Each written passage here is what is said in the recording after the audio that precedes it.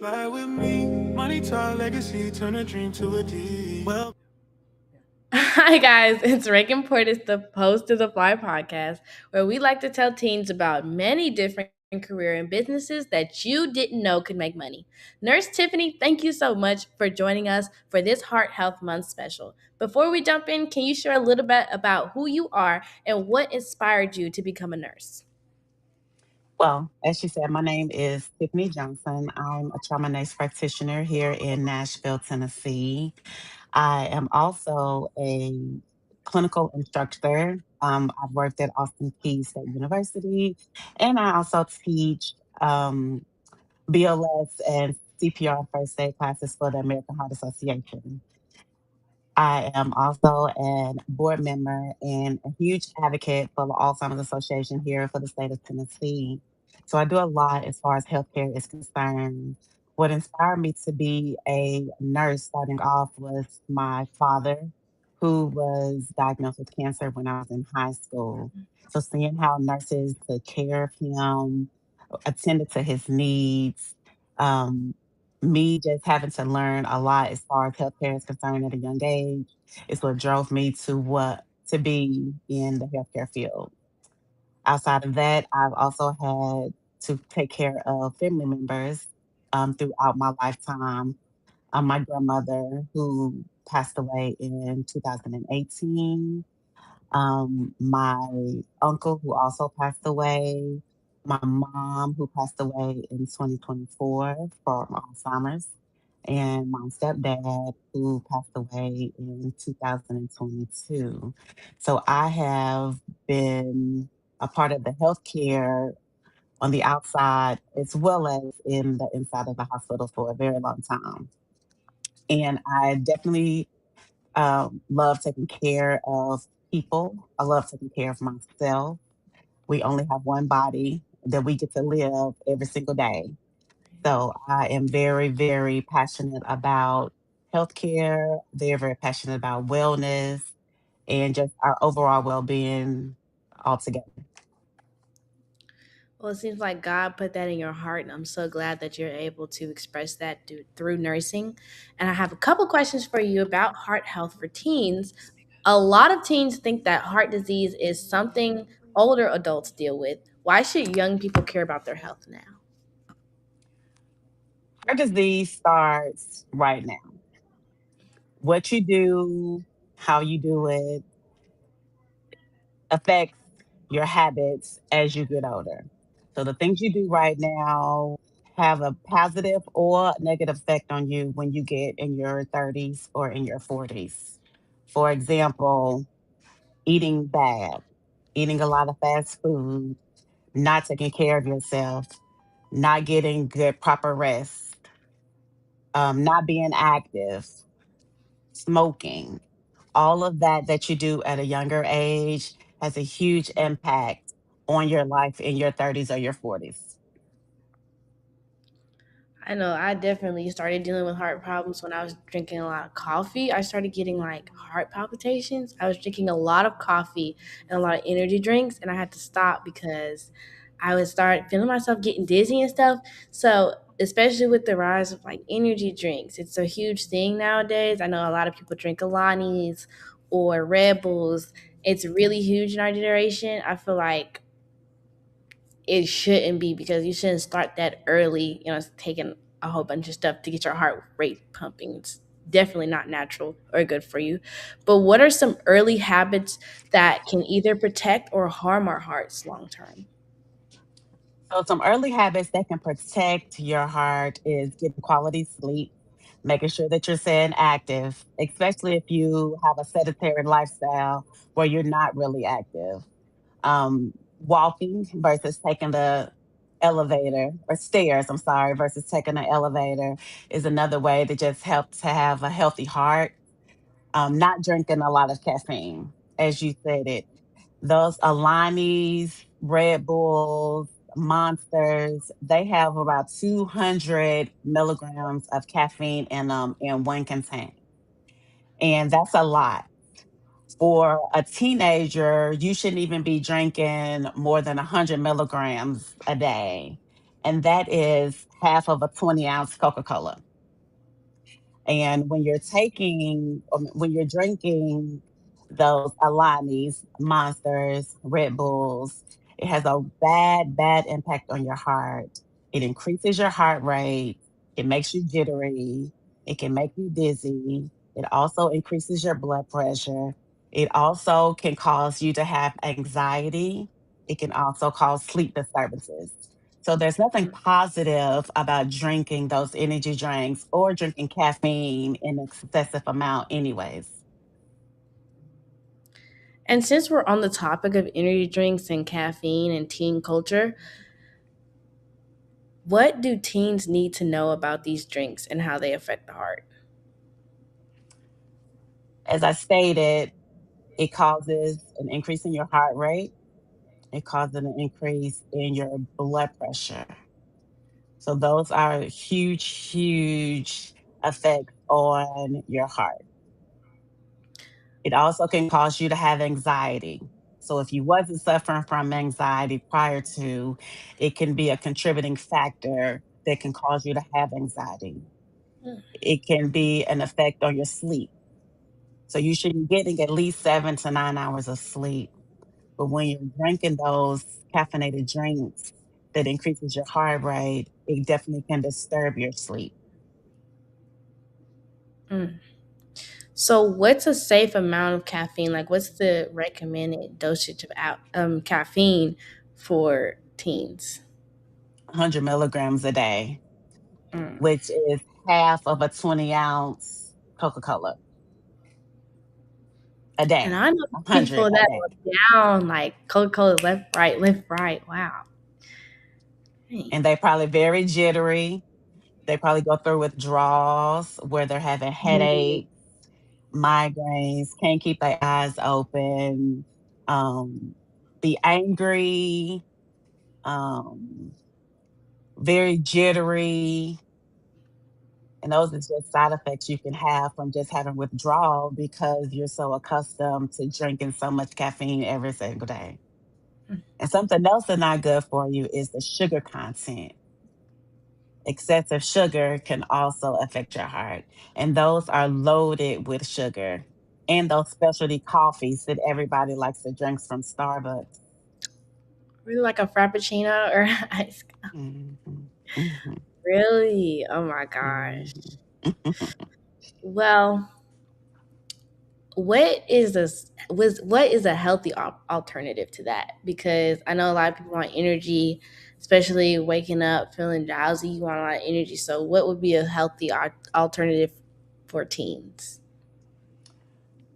Going to your doctor's office and getting blood work done to actually see what you're low in. African Americans, we have very low vitamin D, and you get your vitamin D from the sun.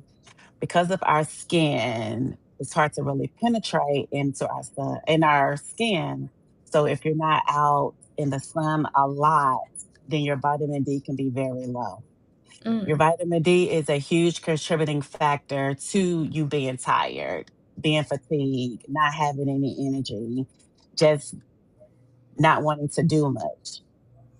Having a low vitamin D can also cause you to have dysrhythmias as well, and it can cause you to pass out. So not having a adequate amount of vitamin D can also cause heart diseases. mm.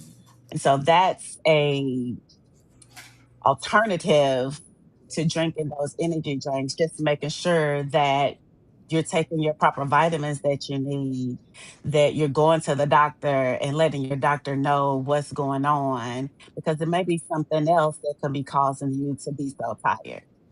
Staying Right. up late at night, being on your cell phone for countless amounts of hours can also be contributing to that. Mm. Not getting adequate sleep could also be contributing to that. Would you recommend like the gummies or the supplements they have, like vitamin D? Do those work? To each its own. You can take the tablets or you can take the gummies. Like I said, sugar is also a contributing factor that can cause heart disease as well. So a lot of those gummies are loaded in sugar. So if Mm, you're taking a gummy for vitamin D, you're taking a gummy for vitamin C, you're taking a gummy for all the B complexes, you're taking a gummy for a multivitamin. So there's still a bunch of sugar that you're putting into your body that can also have an effect on your heart. mm. So, with school and stress and teen lifestyle, how does stress show up in the body, especially with the heart? Like, how does it affect the heart's overall health? It can cause heart palpitations. Mm, Yes. Like I said, it can also cause increase in your blood pressure. So you want to make sure that you have good techniques to um, managing of your stress while you're in school. So journaling, making sure you stay active, working out, coloring, have a therapist or somebody that you can confide in, that you can actually be transparent and honest with about what's going on. That will definitely help decrease your stress. So you just have to have just proper stress management techniques, mhm. especially while you're in school.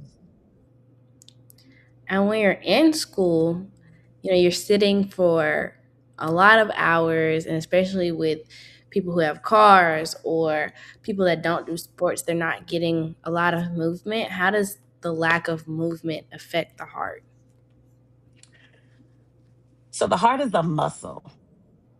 And if you're not working that muscle, then it becomes lax and it eventually just start having issues where it quit working.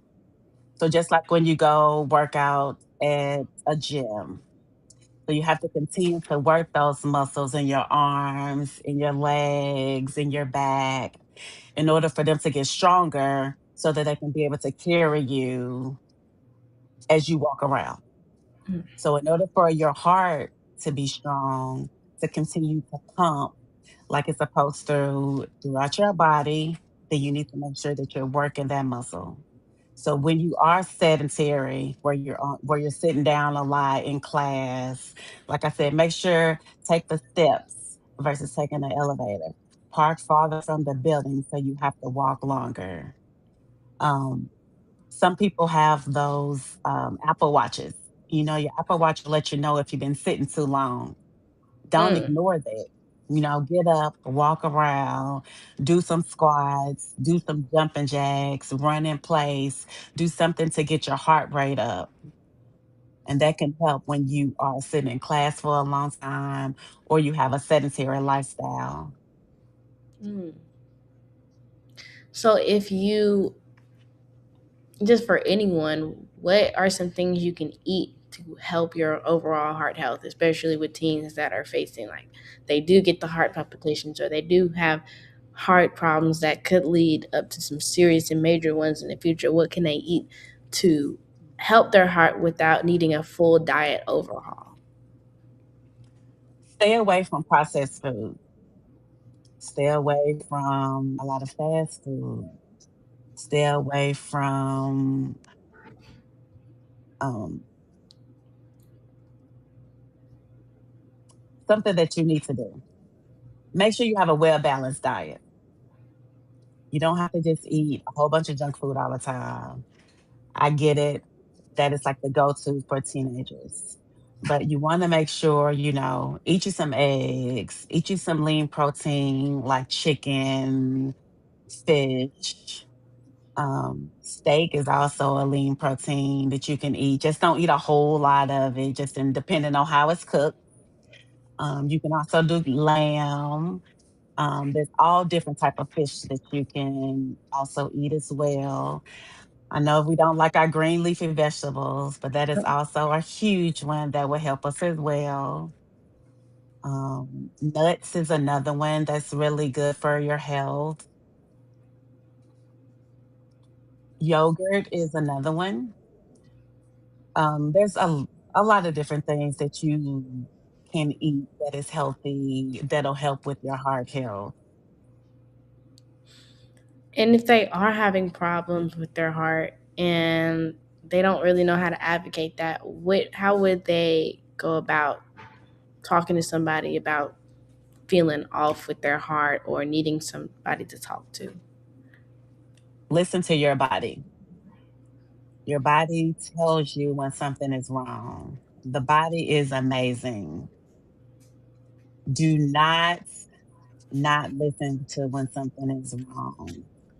Mm, If you feel dizzy, if you feel like your heart is racing, if you feel like your heart is skipping a beat, if you feel like you're about to pass out, you want to listen to your body because your body will let you know before something bad happens. And you want to make sure that you go to the doctor and you have somebody that you can confide in. And you don't want to tell someone and they be like, oh, it's nothing. No, it's something. Because your body is letting you know that something is wrong. And when you go to your doctor's office, make sure that you're being open, make sure you're being honest, and make sure that you're being transparent with what's going on with your body.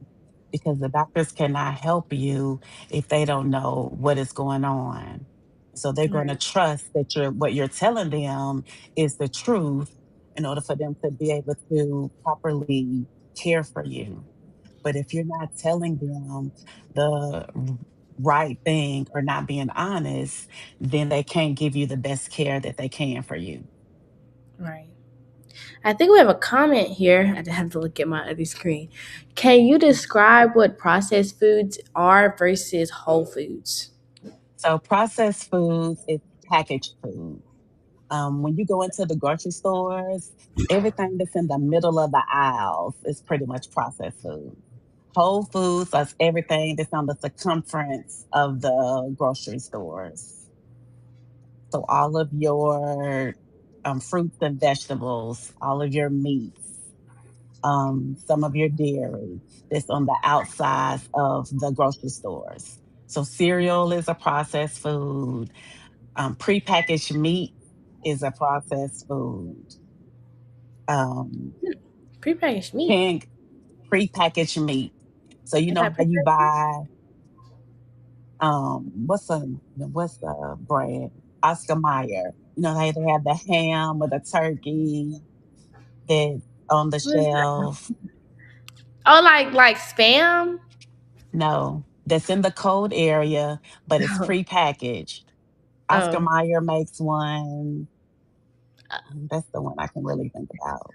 But if you're like not side. like getting your yeah, if you're not getting your meat sliced from the deli, it's going to be prepackaged because there's a preservative in there for it to have an expiration date for you to be able to take it home and keep it for Okay, days. okay. So that's processed food. Mm. So we're coming to a closing. I just wanted to ask you one more question. If Mhm. you could give teens one piece of advice to protect their heart for life, what would it be? Protect it early. Prevention is strength, and your heart is very powerful.